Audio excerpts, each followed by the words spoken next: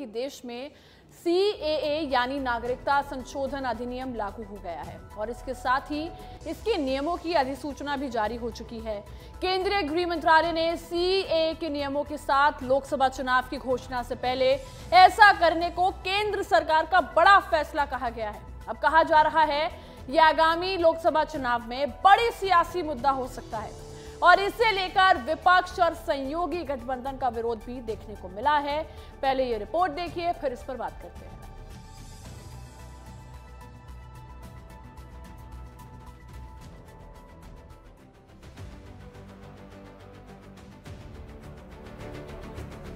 CAA को लेकर BJP के चाणक्य और गृह मंत्री अमित शाह ने पहले कहा था इसे आने से पहले कोई नहीं रोक सकता, और इस कड़ी में बीते महीने शाह ने पहले ही कह दिया था कि लोकसभा चुनाव से पहले CAA का नोटिफिकेशन लागू होगा। इस दौरान केंद्रीय गृह मंत्री अमित शाह ने कहा था कि CAA देश का कानून है। तब पश्चिम बंगाल की मुख्यमंत्री ममता बनर्जी ने इसे लेकर केंद्र पर लोगों को गुमराह करने का आरोप भी लगाया था, लेकिन आरोप प्रत्यारोप के साथ अब देश में CAA लागू हो चुका है। ममता दीदी, CAA देश का कानून है, इसको कोई रोक नहीं सकता और हम CAA को लागू कर रहे हैं। कानून का नोटिफिकेशन जारी कर दिया है। लोकसभा चुनाव से पहले केंद्र सरकार का ये बड़ा कदम है।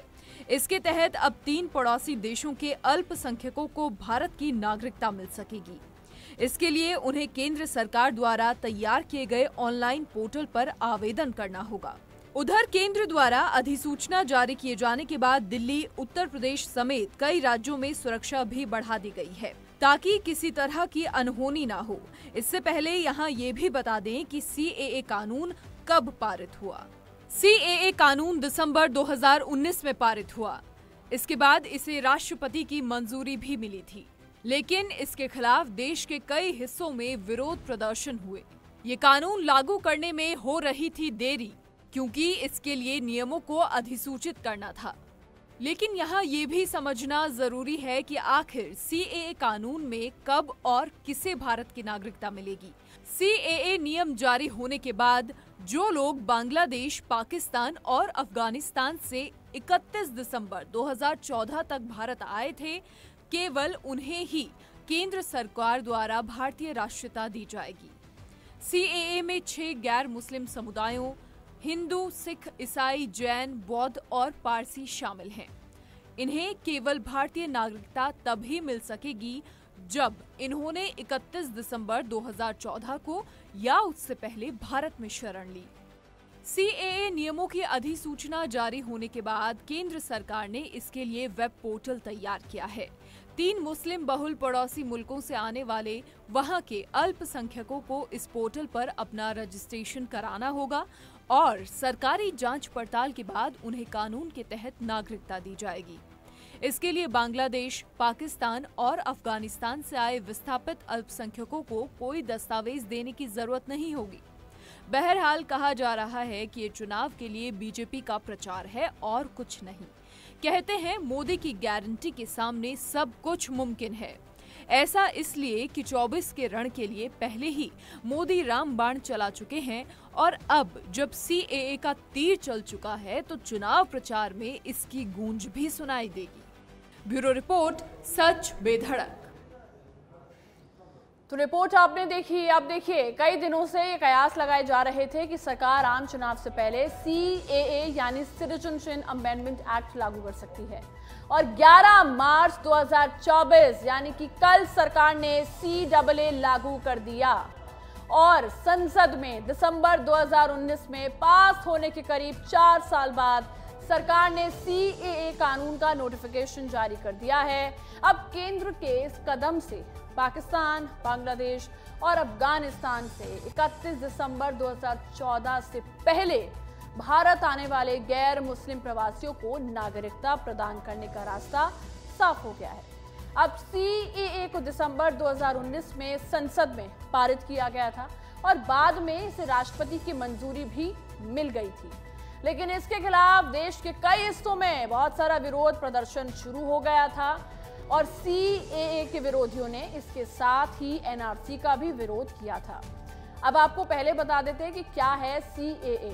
देखिए, CAA के तहत सरकार 31 दिसंबर 2014 तक भारत आए बांग्लादेश, पाकिस्तान और अफगानिस्तान के प्रताड़ित गैर मुस्लिम प्रवासियों, हिंदू, सिख, जैन, बौद्ध, पारसी और ईसाई को भारतीय नागरिकता दी जाएगी। नागरिकता पाने की प्रक्रिया, इस कानून के तहत नागरिकता पाने की जो प्रक्रिया है पूरी ऑनलाइन होगी और इसके लिए ऑनलाइन पोर्टल भी तैयार हो गया है। आवेदकों को वह वर्ष अपना बताना होगा जब उन्होंने यात्रा दस्तावेजों के बिना भारत में प्रवेश किया था। ऑनलाइन आवेदन के बाद गृह मंत्रालय जांच करेगा और नागरिकता जारी कर देगा। अब यहाँ एक और सवाल आपके मन में होगा कि क्या CAA से किसी भारतीय नागरिक की नागरिकता जाएगी? अब सरकार ने कहा कि नागरिकता देने का कानून है, CAA से किसी की भी भारतीय नागरिक की नागरिकता नहीं जाएगी, चाहे वह किसी भी धर्म का हो। ये कानून सिर्फ उन लोगों के लिए है जिन्हें सालों से उत्पीड़न सहना पड़ा और जिनके पास दुनिया में भारत के अलावा और कोई जगह नहीं है। अब ये जानिए कि इस कानून से गैर मुस्लिमों की नागरिकता उनको दी जाएगी। अब इस कानून के तहत देखिए, पाकिस्तान, अफगानिस्तान और बांग्लादेश से प्रताड़ित होकर भारत आए गैर मुस्लिमों को नागरिकता दी जाएगी। जिन गैर मुस्लिमों को नागरिकता दी जाएगी उनमें हिंदू, सिख, जैन, बौद्ध, पारसी और ईसाई शामिल हैं। अब भारतीय नागरिकता उन्हीं विदेशी गैर मुस्लिमों को दी जाएगी जो 31 दिसंबर 2014 से पहले भारत आए हैं। पूरी प्रक्रिया ऑनलाइन आपके लिए अवेलेबल है। गैर मुस्लिम विदेशी नागरिकों को नागरिकता देने की पूरी प्रक्रिया ऑनलाइन होगी और इसके लिए ऑनलाइन पोर्टल लॉन्च किया गया है। इस पोर्टल पर नागरिकता पाने वाले शख्स को जरूरी जानकारी देनी होगी कि किस वर्ष भारत में आए, बिना वैध दस्तावेज के प्रवेश किया, भारत में प्रवेश के बाद वो कितने वर्ष कहाँ रहा, जी हाँ, कहाँ पे गए, किस राज्य में रहे। आवेदक को अपना देश छोड़ने की वजह बतानी होगी और वर्तमान व्यवसाय की जानकारी देनी होगी और ये सब कुछ आप ऑनलाइन कर सकते हैं। और अगर कोई आपराधिक रिकॉर्ड है तो उसकी जानकारी देनी होगी। दरअसल देखिए, बांग्लादेश से भारत में प्रवेश करने वाले हिंदुओं का वास्तविक डेटा सरकार के पास नहीं है और ऐसा ही पाकिस्तान और अफगानिस्तान के नागरिकों को लेकर भी है। अब इसलिए 3 देशों के जिन नागरिकों को भारत की नागरिकता दी जाएगी उनमें सिर्फ ऑनलाइन जानकारी उनसे ली जाएगी। अब सूत्रों का कहना है कि इस संबंध में आवेदक से किसी तरह के संबंधित दस्तावेज नहीं मांगे जाएंगे।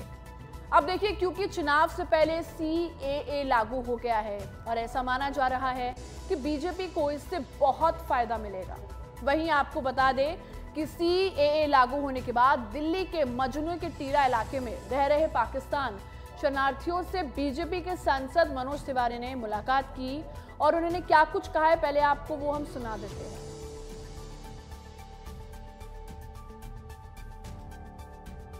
सर, मैं तो मानता मोदी जो है अपना राम का अवतार, मैं ऐसे मानता हूँ। मैं ऐसे मानता मोदी जी को। आप लोगों के आप आशीर्वाद रखे रहो कि मोदी जी स्वस्थ रहें और वो आप सब का एक एक कार्य करके, जो भी जितने लोग जो हिंदू भाई हमारे हिंदू हों चाहे वो सिख हों, हम लोगों ने जो व्यवस्था की है समझ लेना, आप लोग बताना भी कि हमारा देश बंटवारा हुआ तो जो वहाँ पे ठीक है हिंदू मुसलमान में बंट गया, तो वहाँ सिख भी थे, वहाँ बौद्ध भी थे, पारसी भी थे, जैन भी थे। तो ये सब उन लोगों को जिनको वहाँ तकलीफ हुई और छोड़ के देश में आ गए, इंडिया में आ गए। तो हिंदू, सिख, ईसाई भी, हिंदू, सिख, ईसाई, बौद्ध, जैन, पारसी, इन सब लोगों को जो हमारे देश में आ गए प्रताड़ित होके, हम उनको नागरिकता देने का निर्णय ले लिए। तो आप सुन रहे थे मनोज तिवारी को। अब देखिए, बीजेपी के लिए पिछले लोकसभा और विधानसभा चुनाव में ही CAA लागू करने का वादा एक प्रमुख चुनावी मुद्दा था। अब बीजेपी सोचती है कि सीएए हिंदू राष्ट्रवाद के उनके एजेंडे को आगे बढ़ा सकता है और हिंदू वोटरों को पार्टी के प्रति ध्रुवीकृत किया जा सकता है। दरअसल बीजेपी ये कानून खासकर उन राज्यों में जहां पहले से ही बड़ी हिंदू आबादी है उनके लिए लेकर आ रही है, क्योंकि सीएए से जिन राज्यों में जितने लोगों को नागरिकता मिलेगी उससे तो पार्टी स्थानीय चुनाव भी नहीं जीत सकती है।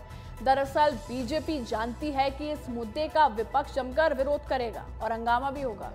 पश्चिम बंगाल में देखिए, बांग्लादेश से आए मतुआ समुदाय के हिंदू शरणार्थी काफी लंबे समय से नागरिकता की मांग कर रहे हैं। अब इनकी आबादी अच्छी खासी है, ये लोग बांग्लादेश से आए हैं। सीएए लागू होने से इनको नागरिकता मिलने का रास्ता जो है वो साफ हो जाएगा। अब पिछले लोकसभा चुनाव में भी बीजेपी को मतुआ समुदाय ने भर भर के वोट दिया था। 2024 चुनाव में बीजेपी को अगर फिर से मतुआ समुदाय का वोट पाना है तो यह कानून इसके लिए मददगार साबित होगा। अब 2014 की अगर बात करें तो चुनाव में बंगाल में बीजेपी के पास सिर्फ 2 लोकसभा सीट थी और इन्हीं समीकरणों के बल पर 2019 चुनाव में बढ़कर 18 सीटें हो गई और 2021 विधानसभा चुनाव में बीजेपी दूसरे नंबर की पार्टी बनकर उभरी थी। वहीं विपक्ष जितना इस मुद्दे का विरोध करेगा उतना ही बीजेपी को फायदा पहुंचेगा। जी हां, बीजेपी यह साबित करने की हर संभव कोशिश करेगी कि विपक्ष एंटी हिंदू है और मुस्लिम तुष्टीकरण के लिए यह विरोध वो कर रहा है और ऐसे में कि विपक्षी पार्टी इस ट्रैप पर फंस जाएगी। अगर बंगाल की बात करें तो बीजेपी की नजर बंगाल पर भी है। चुनावों को लेकर पश्चिम बंगाल में बांग्लादेश से आए मतुआ समुदाय के हिंदू शरणार्थी काफी लंबे समय से नागरिकता की मांग कर रहे हैं। अब इनकी आबादी अच्छी खासी है, ये लोग बांग्लादेश से आए हैं। सीएए लागू होने से इनको नागरिकता मिलने का रास्ता साफ हो गया है और पिछले लोकसभा चुनाव में भी बीजेपी का मतुआ समुदाय से भर भर कर उनको वोट मिले थे। 2024 में भी कहीं ना कहीं ये उम्मीद जताई जा रही है कि इस कानून से कहीं ना कहीं बीजेपी को फायदा होता दिखेगा। विधानसभा चुनाव में बीजेपी दूसरे नंबर की पार्टी बनकर आपको बताए उभरी थी। अब सबसे बड़ी बात यहाँ पर ये खड़ी होती है कि मतुआ समुदाय के बंगाल में 2 करोड़ से ज्यादा लोग हैं। विधानसभा की 40 तो लोकसभा की 7 से ज्यादा सीटों पर इनकी निर्णायक भूमिका है। अब क्योंकि सीएए लागू हो गया है और इस मतुआ समुदाय को भी भारत की नागरिकता मिल जाएगी और इसका पूरा क्रेडिट बीजेपी लेगी। यह समुदाय आज भी सामाजिक और आर्थिक चुनौतियों का सामना कर रहा है। शिक्षा और रोजगार के अवसरों में कमी है, गरीबी और भेदभाव है, कुछ ऐसी प्रमुख समस्याएं हैं। लेकिन सीएए के इस पर प्रभाव पड़ेगा और इन लोगों को अपनी जगह मिलेगी। अब देखिए, क्योंकि चुनाव नजदीक है और बीजेपी ने ये बड़ा खेल खेला है, बड़ा दांव खेला है, बड़ा फैसला सुना दिया है, जहां पर सीएए लागू हो गया है। अब इससे बीजेपी की चुनावी रणनीति में पूर्वोत्तर को भी नजरअंदाज नहीं किया जा सकता। 25 सीटों वाले उस पूरे क्षेत्र में एक बात कॉमन है, अल्पसंख्यक हिंदू वोटर। वहां भी कई तो ऐसे हिंदू हैं जो बांग्लादेश, पाकिस्तान और अफगानिस्तान से परेशान होकर भारत आए हैं। अब यहां तक दावा कहीं ना कहीं हुआ है कि असम में करीब 20 लाख के करीब बांग्लादेशी हिंदू रहते हैं। अब इसी बात से यह समझा जा सकता है कि आने वाले दिनों में पूर्वोत्तर में ये कितना निर्णायक वोट बैंक साबित हो सकता है। देखिए, अभी देखना साफ होगा, लेकिन ये बात साफ है कि बीजेपी विन विन फैक्टर यहां पैदा कर रही है और इससे विपक्ष को काफी नुकसान होना तय है। अभी देखा जाएगा, क्योंकि लोकसभा चुनाव की डेट्स अभी आई नहीं है। जैसे ही तारीखों का ऐलान होगा, क्या कुछ फायदा होगा। और कहीं ना कहीं देखिए, मतुआ समुदाय में बहुत ज्यादा खुशी है क्योंकि सीए लागू हो गया है और उनको पूरी तरह से फायदा पहुंच रहा है। आज तो बेधड़क शो में मेरे साथ फिलहाल के लिए इतना ही। कल फिर होगी आपसे मुलाकात। आप बने रहिए सच बेधड़क के साथ। नमस्कार।